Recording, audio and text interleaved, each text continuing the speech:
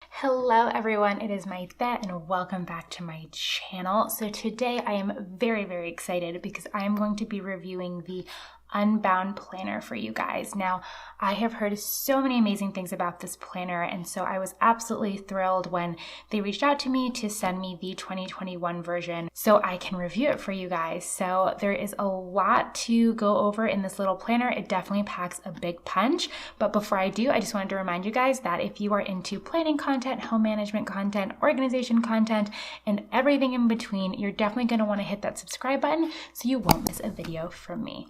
All right, let's jump into it. Let's go over the stats of the planner first. So this is a beautiful bound planner. Now I have the stunning indigo color. They have an array of gorgeous colors. They have a lavender color, a beautiful mustard color. The colors that they chose for their covers are so on trend but muted at the same time, and I really like that about their cover selection choice. The planner is 6 inches across and 8.5 inches tall, so it's slightly bigger than half letter size, which is a great happy medium if you're looking for more of an A5 size planner.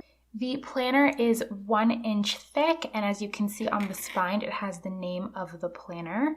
You get 2 beautiful ribbons, this ribbon that coordinates with the planner color and this gorgeous tan ribbon to find your place in the planner. The planner retails for $44, and there is also an undated version of this planner as well for those of you who may want to use it as a secondary planner and start it in the middle of the year.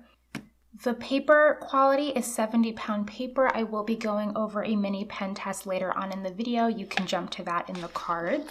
And in the very back of the planner, you get this gorgeous, sturdy paper pocket with this beautiful woven texture to it in this very beautiful cream color. Let's jump into the inside of the planner. So as you can see, the paper is nice, bright, and white. Here you have a place to put your name. It's just the cover page of the planner with the name of the planner down below. We then get into your year at a glance. So you have your 2021 years at a glance and your 2022 year at a glance. So this splits the page. And here you have a really awesome table of contents, which is something that I don't see very often in planners, and I really like. It has that bujo element, but without you having to set it up. So here it lays it out. You have your multi-year calendar, your self-reflection, vision board, goal brainstorm, timeline, future goals and dreams, project and goal templates. So I was not kidding when I said there's a lot going on. So the planner is a total of 304 pages. And as you can see here, all of the pages are numbered. And on the bottom here, they do walk you through how to set up your planner. Zooming you guys in, here are the self-reflection pages. So it says here at the top, this planner will help you be productive and achieve your goals. But more importantly, we hope it will help you live your fullest, most rewarding life. This starts with a genuine self-reflection to honestly and thoughtfully assess where you are in life and compare it to where you want to be. Carve out some quiet time to reflect on these questions. So these are all very interesting questions. I'm just going to read some of them out loud. What do you love to do? Think about activities big and small that make you feel more energized. What do you struggle with? What often holds you back from moving in the direction you want? It wraps it up here by saying, name one fear you want to overcome this year and name one big dream you want to act on this year. So the self-reflection continues with these diagrams. So how do you actually spend your hours each week? Evaluate your time and fill in the pie chart. So what your typical week is versus what your ideal week is. I think that's a very interesting visual that they ask you to fill out. In which areas of your life do you feel the most fulfilled? Rating the different areas of your life, your physical, mental health, family, friends, career, finance, and passions.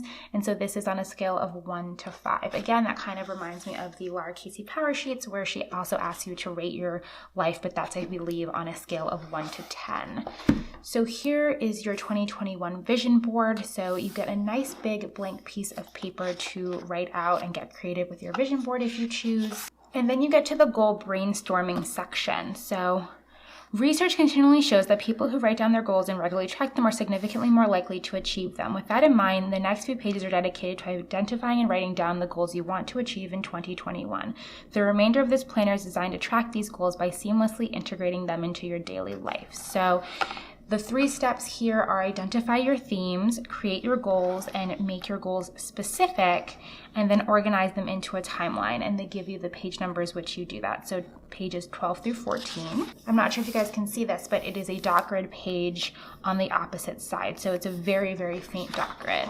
You got a couple pages of these dot grids. Then is the 2021 goal timeline. So you now have a list of goals for the year. The next step is to begin planning the process by creating a timeline. You will refer to these pages frequently as you track your goals throughout the year. So it is split up into monthly goals, your weekly goals, and your daily habits. And then you have your yearly goals for 2021. So then you have January through December, and you are supposed to check them off as you do them.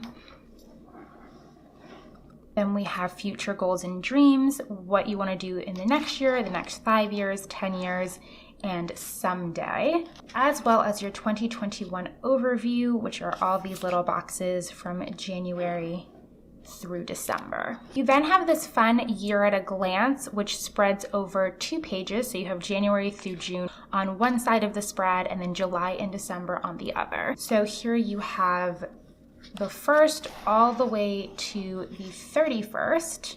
And here it blocks out the months that don't have the days so you don't get confused. I always love pages like this to write down important dates. Maybe you want to track something. It's pretty open-ended. And just like it says up here, this layout is perfect for any number of things: habit tracking, travel scheduling, time off, mood tracking. You can even combine some of those onto one spread.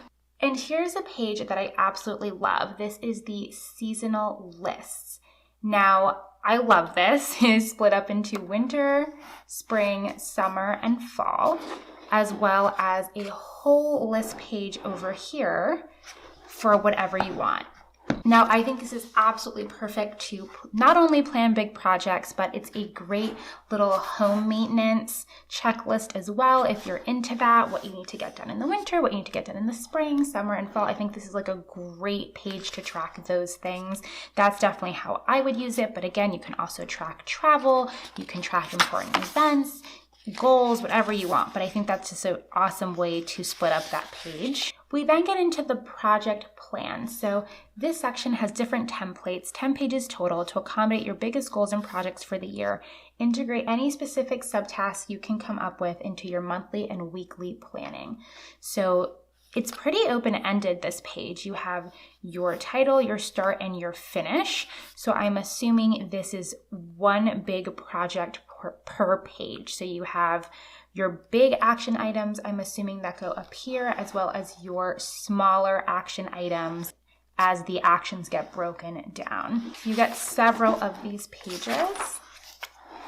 And then you also have a project plan over here that's set up slightly differently. So you again have the title, the start, and the finish, and your complete by date of your key milestones. So here they give you 5 key milestones, and then this is the page, I think it's about like 75% of the page, that is dot grid. So notes and steps to really flesh out your project plan idea.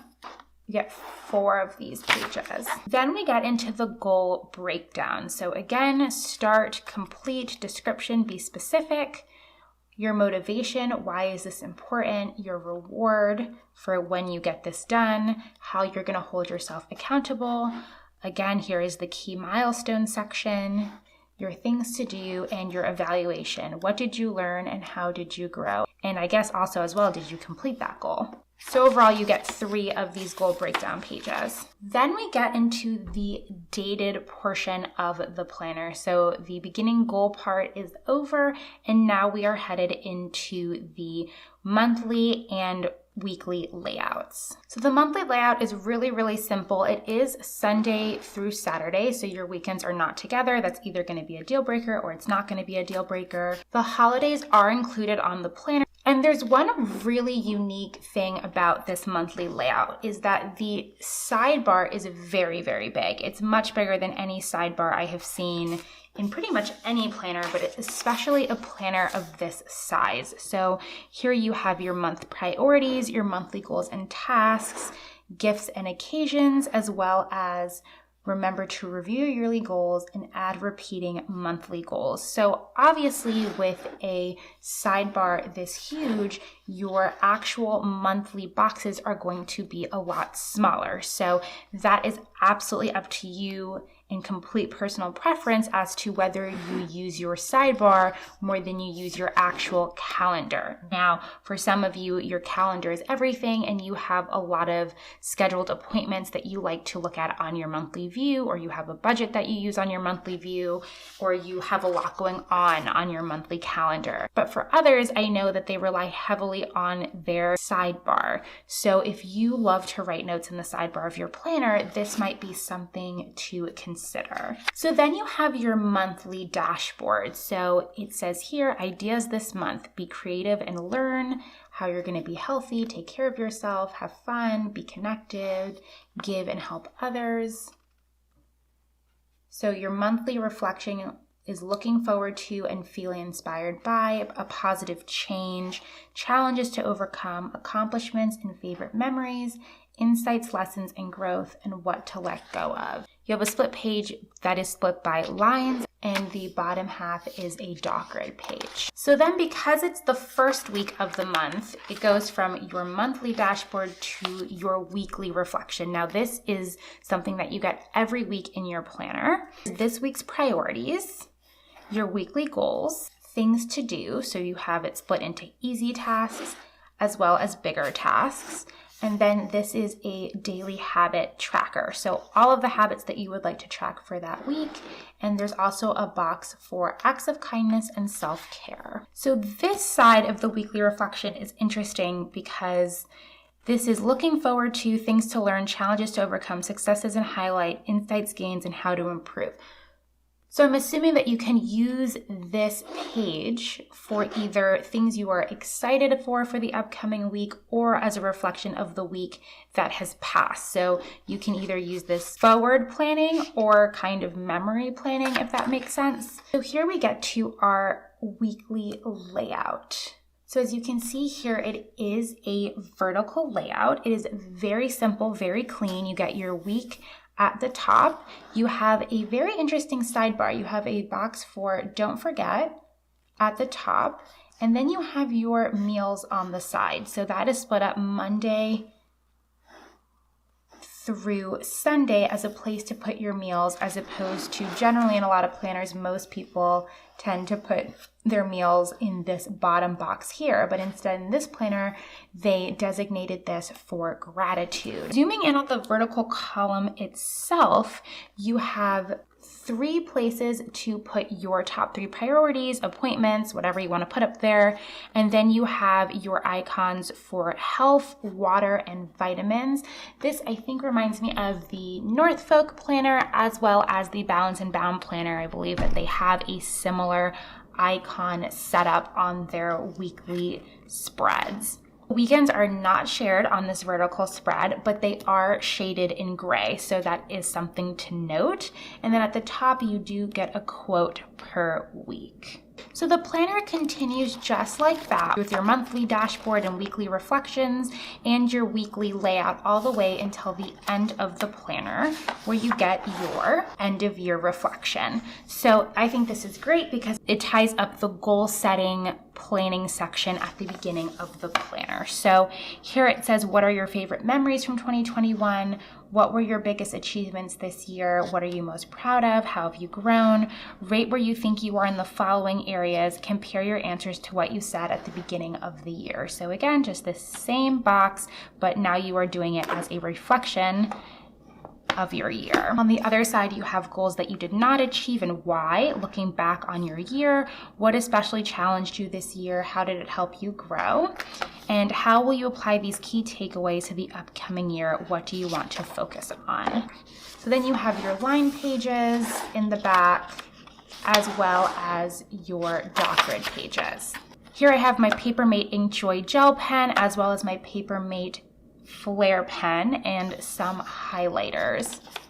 As you can see, I used pretty bright highlighters, so you guys can see that there's very, very minimal ghosting that comes through here. I can see a little bit of my gel pen and my flare pen's really not coming up, and I have my brightest lights on here. As I mentioned, it is 70-pound paper. I think the paper is pretty excellent. It has a lot of grit. It's very thick to the touch. I think they did a great job on the paper. So here are my overall thoughts on the planner and whether I think you should buy it or not, and who I think this planner would be great for. So I just wanted to point out that I think it's very interesting that they left the vertical columns just blank. So you're either going to love that or you're going to wish that it had lines.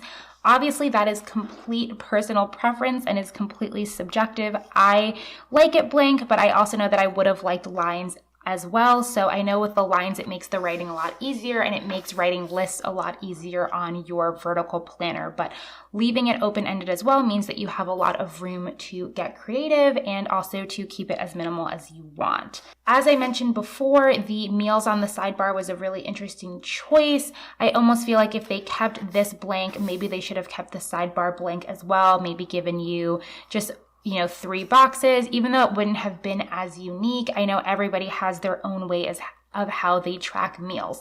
However, if you don't want to track meals here, you could easily cross this out or put a sticker over here and write something else that you want to track on a Monday through Sunday basis. I mean, the font really is quite small and not very bold, where you can definitely change that up. But I do like that it's unique. I just know it's going to be polarizing for some of you. In terms of the overall functionality of this planner, I think it is well worth the $44. You get a goal planning section. You get 2 weekly layouts if you think about it, because you get a weekly reflection as well as a weekly layout. And you also get your monthly dashboards. And so for a compact sized planner, I definitely think you're getting everything you could possibly want if this is something that's up your street. In terms of the overall design of this planner, I think this is definitely going to resonate with the people who love a good functional setup and love a very crisp, clean aesthetic. So if that is what you like, you're going to love this, because functionality is definitely at the forefront of this. There's nothing superfluous. There's not any drawn designs. This planner is as minimal or as creative as you want it to be based on what you put in it. So I love that about this planner. The other thing I'll add about this planner, which is why I think it's so fantastic, is that it's also not super girly, nor is it super masculine in the traditional sense of the word. I can definitely see this working for both men and women alike, depending obviously on your preferences. Your preferences are your own. I'm just saying, stereotypically speaking, I know a lot of planners in the planner community can lean pretty feminine. So it's great to see more and more planners that are going down the middle of the road, where I can see both men and women both gravitating towards that planner. So all in all, I think the quality of this planner far exceeds my expectations, as well as the